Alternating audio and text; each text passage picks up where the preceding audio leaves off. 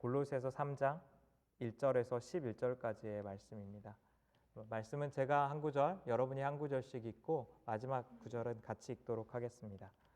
골로새서 3장 1절에서 11절에 있는 하나님의 말씀입니다. 그러므로 너희가 그리스도와 함께 다시 살리심을 받았으면 위의 것을 찾으라. 거기는 그리스도께서 하나님 우편에 앉아 계시느니라. 위의 것을 생각하고 땅의 것을 생각하지 말라. 이는 너희가 죽었고 너희 생명이 그리스도와 함께 하나님 안에 감추어졌음이라. 우리 생명이신 그리스도께서 나타나실 그때에 너희도 그와 함께 영광 중에 나타나리라. 그러므로 땅에 있는 지체를 죽이라. 곧 음란과 부정과 사욕과 악한 정욕과 탐심이니 탐심은 우상 숭배니라. 이것들로 말미암아 하나님의 진노가 임하느니라. 너희도 전에 그 가운데 살 때에는 그 가운데서 행하였으나 이제는 너희가 이 모든 것을 벗어버리라. 곧 분함과 노여움과 악의와 비방과 너희 입에 부끄러운 말이라. 너희가 서로 거짓말을 하지 말라. 옛 사람과 그 행위를 벗어버리고 새 사람을 입었으니 이는 자기를 창조하신 이의 형상을 따라 지식에까지 새롭게 하심을. 다 함께 읽겠습니다. 거기에는 헬라인이나 유대인이나 할레파나 무할레파나 야만인이나 스구디아인이나 종이나 자유인이 차별이 있을 수 없나니 오직 그리스도는 만유시요 만유 안에 계시니라. 아멘.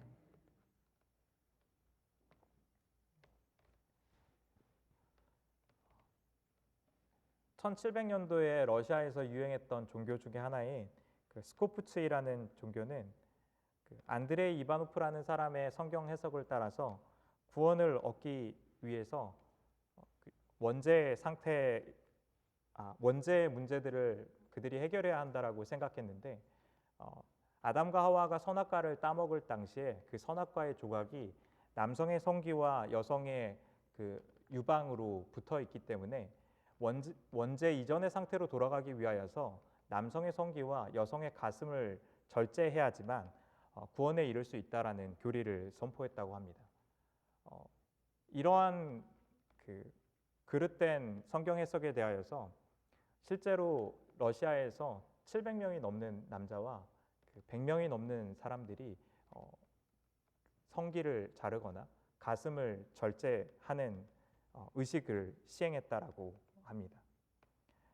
스코프츠라는 이 종교가 가지고 있었던 이 원죄의 문제를 해결하는 것은 근원적으로 죄악을 지을 수 없는 상태나 육체의 상태를 만들겠다라는 의도를 가지고 있을지 모릅니다. 하지만 그러나 이들이 제시하고 있었던 해결 방법은 궁극적으로 그들의 마음과 삶 가운데 있는 죄악된 동기와 마음의 문제들을 다루지 못한다는 데 문제가 있습니다. 또한 이들이 하고 있는 급진적인 희생에도 문제가 있는데 죄에 대한 대가는 그들이 지불하는 어떠한 희생으로도 충족될 수 없기 때문에 이들이 그릇된 가르침 때문에 잘못된 길로 인도함을 받았습니다. 골로새 교회가 처해 있는 상황도 저는 이와 비슷하다라고 생각합니다. 골로새 교회 가운데서는 거짓 교사들이 많이 일어났습니다. 그들은 구원을 받기 위하여서 혹은 죄의 문제들을 다루기 위하여서 여러 가지 방식의 대안들을 제시했습니다. 율법을 순종함을 통하여서 금욕주의를 통하여서 혹은 맛보지도 붙잡지도 않는 것을 통하여서 혹은 영적인 신비로운 체험을 그들이 경험하는 것을 통하여서 혹은 특별한 영적인 지식을 그들이 갖게 되는 것을 통하여서 그들이 구원에 이룰 수 있다라는 것을 이야기했던 겁니다.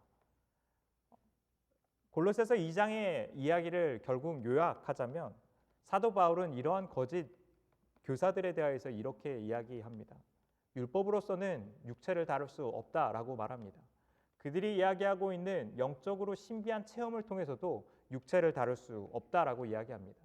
그들이 말하고 있는 금욕주의의 문제를 통하여서 방법을 통하여서 육체를 다룰 수 없다라는 이야기를 하고 있습니다. 3장에서는 그러면 도대체 육체를 다루는 일, 구원받아서 거듭난 삶을 살아가는 것은 어떻게 이루어지는지에 대하여서 이야기를 하고 있습니다. 오늘 말씀은 1절에서 4절까지의 말씀에서는 위의 것을 찾으라는 것에 대해서 이야기하고 있습니다. 반면 5절에서 이 9절까지의 말씀은 땅 위에 있는 것을, 그 지체들을 죽이는 것에 대하여서 이야기를 하고 있습니다. 결국 20절 이후부터 2장에서부터 연속되어져 있는 이 맥락 가운데에서 봤을 때 육체를 따르는 삶은 우리의 물리적인 몸을 해코지하거나 몸에 대한 증오를 담고 있는 것이 아니라 5절에서 9절까지에서 이야기하고 있는 것처럼 음란과 부정과 사욕과 악한 정욕과 탐심으로부터 벗어나는 삶에 대하여서 이야기하고 있습니다.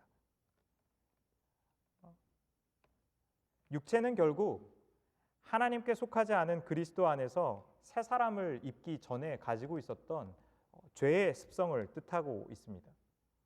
오늘 말씀 가운데에서 이 죄의 습성에 대하여서 우리가 주목해야 하는 것은 그것이 외형적인 것에 주목하고 있는 것이 아니라 마음의 문제에 대하여서 주목하고 있다는 것을 보아야 합니다.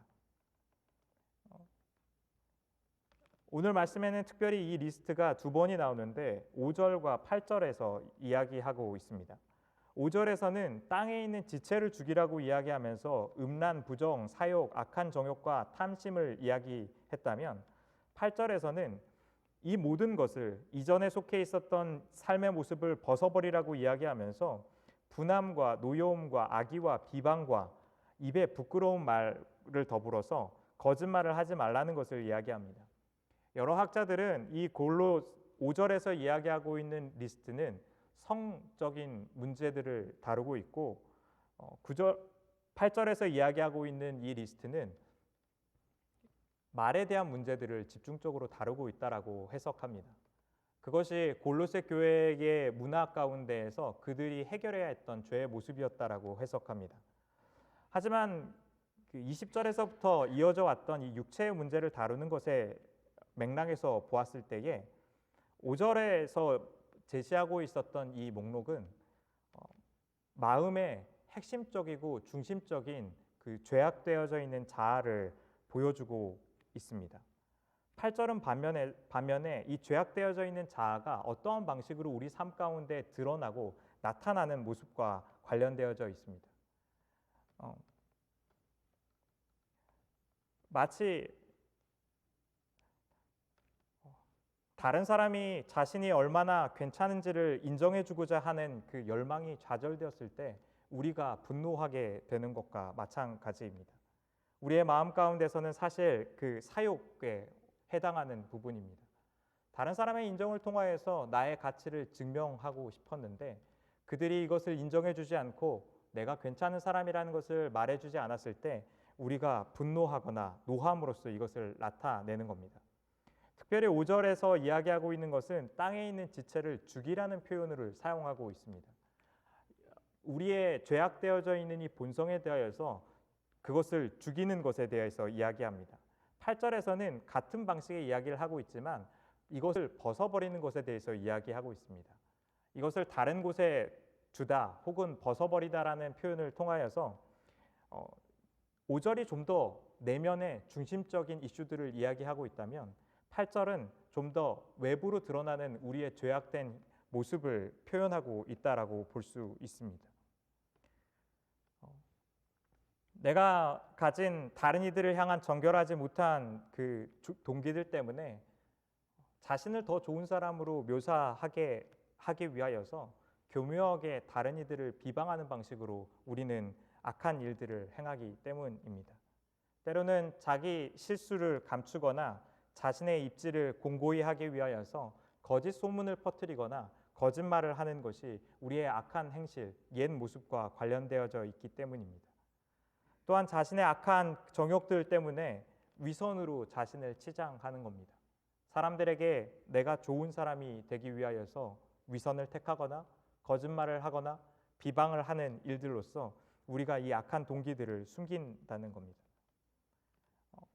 반복적으로 2장에서 이야기하고 있는 것처럼 이러한 핵심적인 그 마음의 중심의 깊은 악의 문제들을 다루는 데에는 영적인 체험으로서 이것을 다룰 수 없다고 말합니다.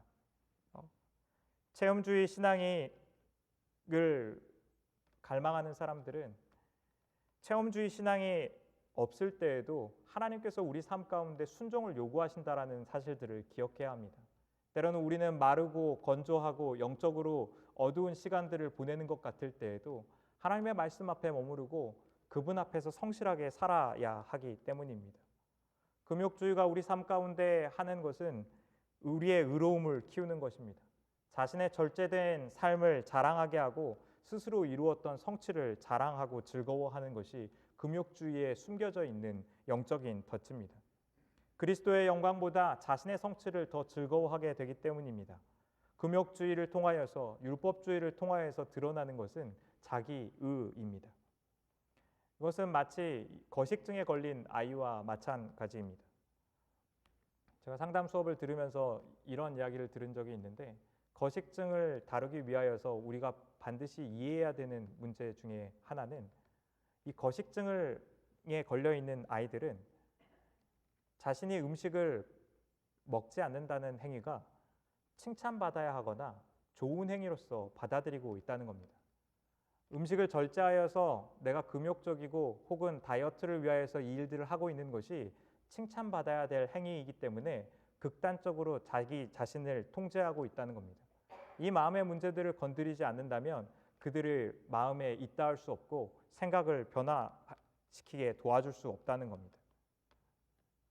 근데 율법을 통하여서 구원을 얻으려고 하는 것, 금욕주의를 통하여서 구원을 얻으려고 하는 시도들은 이와 같은 모습을 가지고 있습니다. 하나님의 은혜를 통하여서 우리의 삶을 구원하려고 하는 것이 아니라 자신이 스스로 자기의 의를 완성하는 것이 좋은 일로 여겨지기 때문에 하나님의 은혜가 자기 삶 가운데 들어오는 것을 거부하면서 깊은 영양실조와 아픔 가운데 있으면서도 이러한 삶의 방식들을 정당화하고 유지하려고 하기 때문입니다. 테레사 수도는 자신으로부터 구원해 달라라는 내용을 담은 이러한 기도를 남긴 적이 있습니다. 제 가슴이 누구에 대한 사랑으로 흘러넘칠 때 한순간의 정직한 성찰로 그 사랑이 다만 저 자신한테서 나오는 것임을 깨닫게 되면 주님, 저를 저한테서 구해 주소서. 제가 주어야 할 것을 모두 주었다고 생각될 때 한순간의 정직한 성찰로 베푸는 자가 저 자신임을 깨닫게 되면 주님, 저를 저한테서 구해 주소서. 제가 스스로 가난한 자임을 자부할 때 한순간의 정직한 성찰로 제가 교만과 질투의 부자임을 깨닫게 되면 주님, 저를 저한테서 구해 주소서. 그리고 주님, 하늘나라가 땅 나라들의 거짓에 뒤섞일 때에는 하느님 아닌 그 무엇으로도 만족하지 않게 하소서.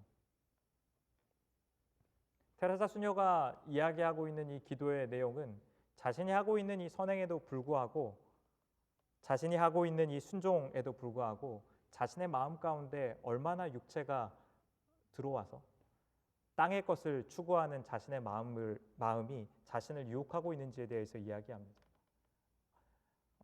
하나님께서 오늘 말씀 가운데에서 이야기하고 있는 것은 복음이 집중하고 있는 것이 외형적인 순종을 넘어서 마음으로부터 오는 질병에 대하여서 다루고자 한다는 겁니다. 그리고 이 마음 속에서부터 다루고자 하는 이 죄의 본질이야말로 우리가 죄에서 벗어나는 핵심적인 문제라는 사실입니다. 마태복음 18장 21절에서 베드로는 예수님께 그렇게 이야기합니다. 형제가 내게 죄를 범하면 몇 번이나 용서하여 주어야 합니까? 7번까지 용서하면 됩니까? 라고 물어봅니다.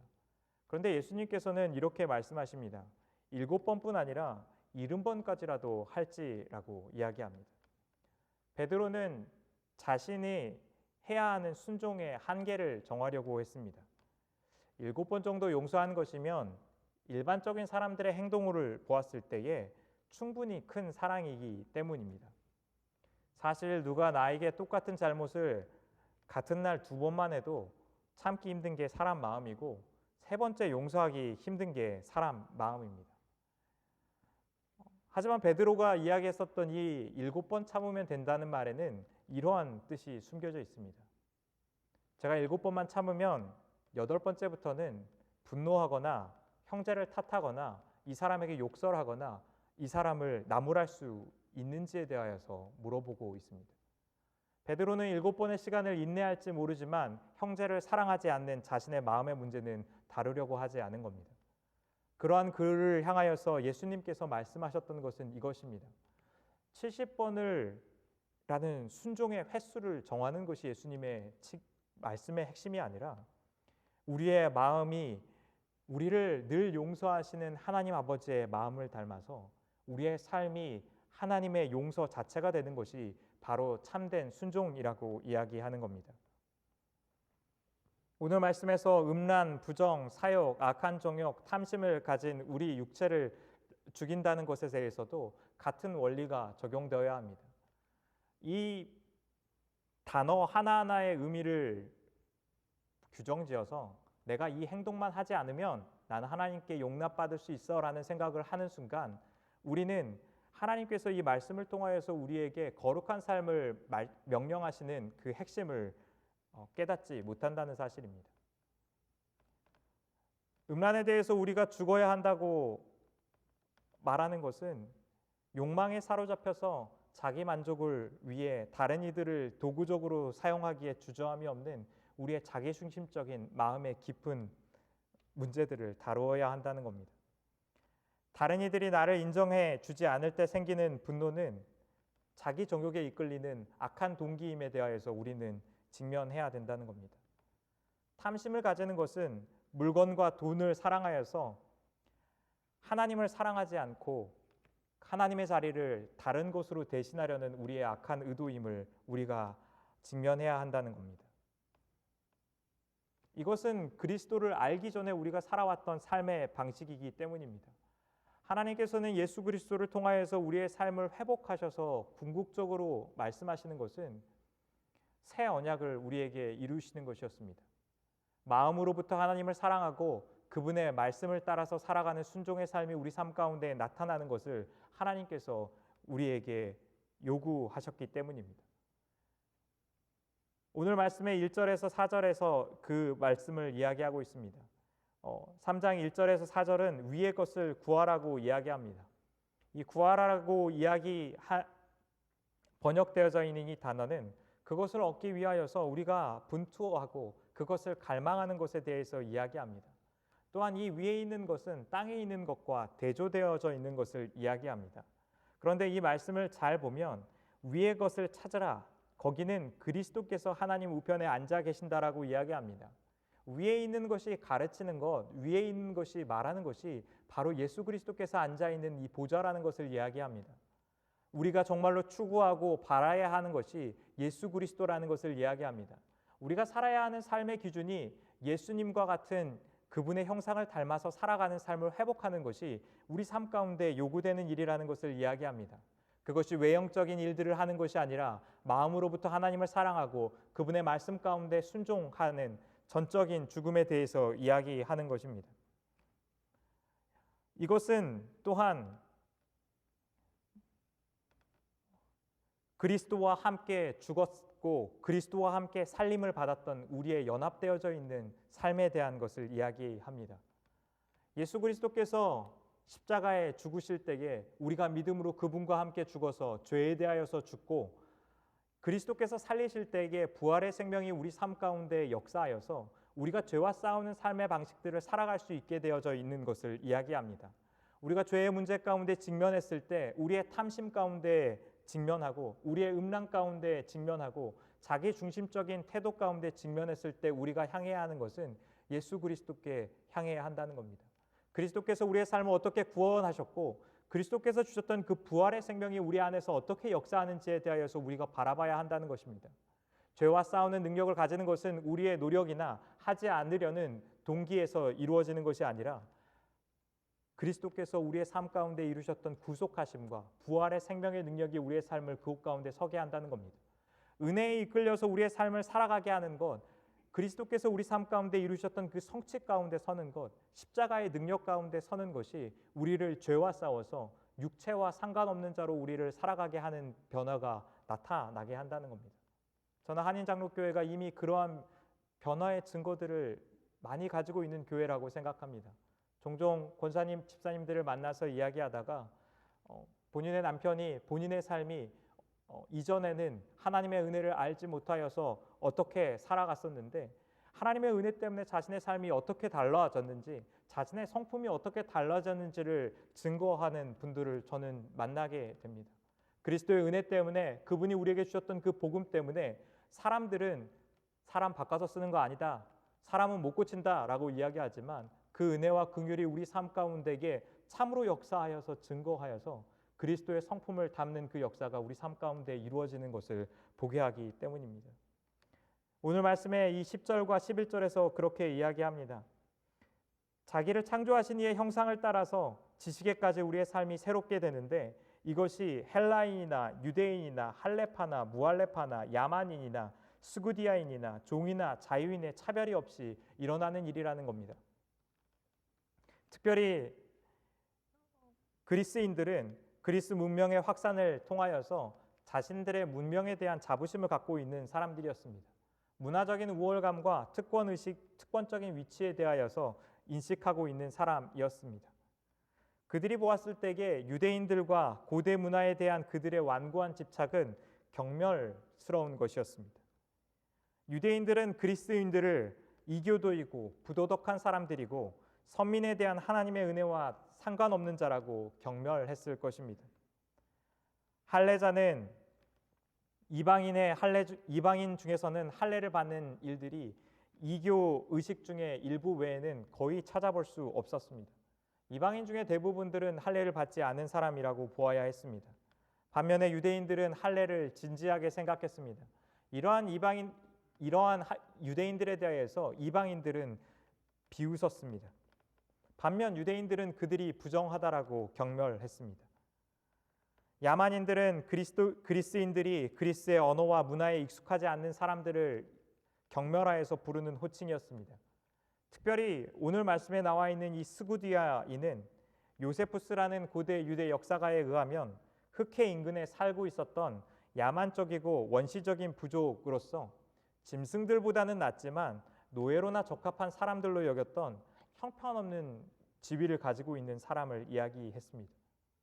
오늘 복음의 말씀이 선포하는 것은 야만인과 스구디아인과 같은 경멸받기에 합당한 이 사람들에게도 이 복음의 능력이 효력이 있다는 겁니다. 사람들은 이야기하면서 저 사람과 같은 인생에게는 도저히 복음이 일할 수 없어. 저런 악한 사람들 가운데에서는 도저히 선한 일을 이룰 수 없어. 하나님도 저 사람의 마음을 바꿀 수 없어라고 이야기하는 그곳 가운데 그리스도의 복음의 능력이 선포되어서 그들의 삶을 그리스도 안에서 새 사람으로 바꾸게 한다는 겁니다. 복음이 우리 삶 가운데 변화시키지 못할 사람은 없습니다. 복음의 능력이 회복하지 못할 죄의 짙음은 없다라는 사실입니다. 문제는 우리가 복음으로 돌이키지 않는다는 겁니다. 하나님의 은혜를 의지하여서 우리의 삶을 다루기보다 끊임없이 나의 힘과 나의 방법과 나의 의지와 나의 의로서 자기 삶을 구원하려고 하는 우리의 그 시도들이 하나님께서 우리 삶 가운데 주시고자 하는 그 복음의 평화와 자유와 기쁨으로부터 우리를 막고 있다는 겁니다. 하나님 우리에게 요구하시는 것들은 우리가 믿음으로 주님 앞에 나아가는 겁니다. 우리가 주님의 자비하심과 긍휼하심이 없이는 도저히 살아갈 수 없는 사람인 것을 고백하면서 하나님의 긍휼과 자비하심을 구하면서 그 십자가 앞에 나아가는 겁니다. 우리에게 긍휼을 베푸시는 분, 심판자이시며 위로자이시고 우리를 위하여서 하나님께 탄원하시고 기도하고 계시는 그분 앞에 우리를 불쌍히 여기시기를 구하며 그분의 은혜를 경험하면서 나아가는 것이 하나님께서 우리에게 말씀하시는 것입니다. 그것이 바로 믿는 자의 삶의 방식이라는 겁니다. 나의 죄의 문제들을 해결하는 것이 내 능력이 아니라 그리스도께서 우리 삶 가운데 행하신 일이기에 우리가 그것을 의지하면서 살아가는 삶을 살아가는 것, 그것이 바로 십자가의 능력 가운데 살아가는 모든 그리스도인들이 살아가야 할 삶의 방식입니다. 그 그리스도의 은혜를 깨달아서 날마다 죄와 싸우고 땅의 것이 아니라 하늘의 것을 구하면서 살아가는 그 삶의 은혜가 여러분 가운데 있기를 주님의 이름으로 축원드립니다.